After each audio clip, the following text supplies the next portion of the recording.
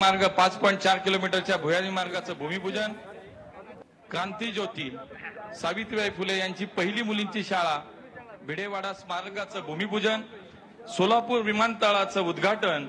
आणि महाराष्ट्रातील मराठवाड्यात बिडकीन या औद्योगिक क्षेत्राचं लोकार्पण आज संपन्न होत है।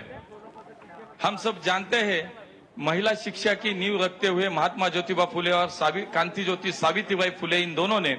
समाज को एक नई दिशा दिखाई और आज हमें गर्व है कि हम सब देख रहे हैं कि हमारे आदरणीय प्रधानमंत्री जी उसी दिशा में कार्य कर रहे हैं। पिछले 10 सालों में देश की महिला शिक्षा और महिला सक्षमीकरण के लिए आदरणीय मोदी जी ने अनेक योजनाएं लाई, जैसे कि बेटी बचाओ बेटी पढ़ाओ, लखपति दीदी और ऐसी अनेक बहुत सारी योजनाओं के माध्यम से हमारे देश की महिला या अब आत्मनिर्भर बन रही है। आज पुणे मेट्रो मार्गाचं आपण उद्घाटन करतोय। माननीय मोदीजींना मी पुणेकरांच्या वतीनं खरं तर मनापासून धन्यवाद देईन की आजपर्यंत केंद्र सरकारच्या माध्यमातून या पुणे शहराला मेट्रो मिळाली, मेडिकल कॉलेज मिळालं, नवीन विमानतळाचं टर्मिनल मिळालं, पुणे ते कोल्हापूर आणि पुणे ते हुबळी वंदे मातरम रेल्वे वंदे भारत रेल्वे आपल्याला मिळाली, मुळा मुठा नदी यांचं पुनर्जीवनासाठी हजारो कोटी रुपये आपल्याला पुण्याला मिळाले, स्मार्ट सिटीचा प्रकल्प मिळाला, चांदणी चौकासारखाचा प्रकल्प मिळाला, पुण्याची सार्वजनिक वाहतूक सक्षम करण्यासाठी पीएमपीएलच्या ताफ्यामध्ये अनेक मोठ्या संख्येने आपल्याला ई बसेस सुद्धा उपलब्ध झाल्या आणि म्हणून आज पुन्हा एकदा पुण्याच्या नवीन मेट्रो मार्गाचं उद्घाटन करत असताना आता पुण्याच्या दक्षिण ते उत्तर आणि पूर्व ते पश्चिम अशा जवळपास 33 किलोमीटरच्या मेट्रो मार्गाचं आता नेटवर्क पूर्ण झालं आणि हे माननीय मोदीजींनी दाखवून दिलं की इथून माग 10 वर्षाच्या काळामध्ये भूमिपूजन व्हायची पण 40-40, 50-50 वर्ष कधी उद्घाटन झाली नाहीत, पण माननीय मोदीजींच्या शुभ हस्ते 2014 साली पुण्याच्या मेट्रोचं भूमिपूजन झालं आणि आज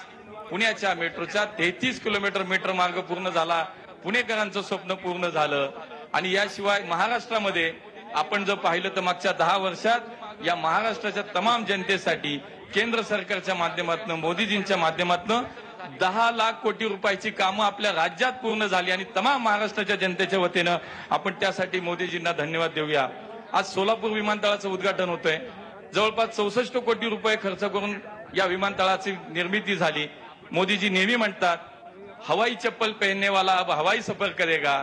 और त्याच्यासाठी म्हणून उडान योजनेच्या माध्यमातून आज देशातील सर्वसामान्य माणूस हा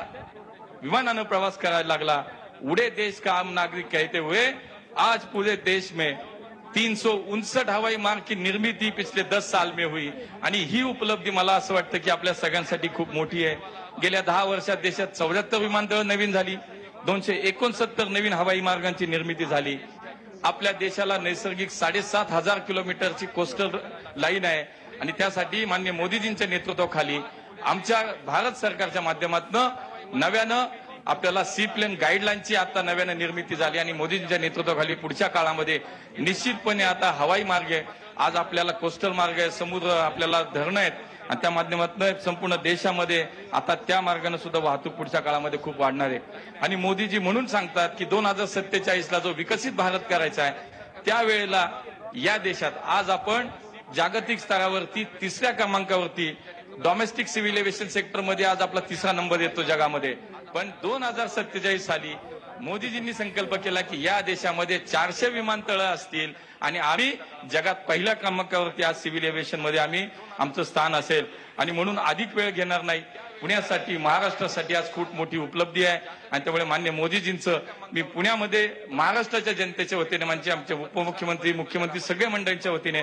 पुन्हा एकदा स्वागत करतो। विकसित भारताचा संकल्प घेऊन देशाच्या अमृत काळात प्रत्येक भारतीय नागरिकांचा देशावरचा विश्वास आणि अभिमान वृद्धिंगत करणाऱ्या माननीय नरेंद्र मोदीजींचे पुन्हा एकदा स्वागत करतो आणि त्यांचे आभार मानतो आणि थांबतो।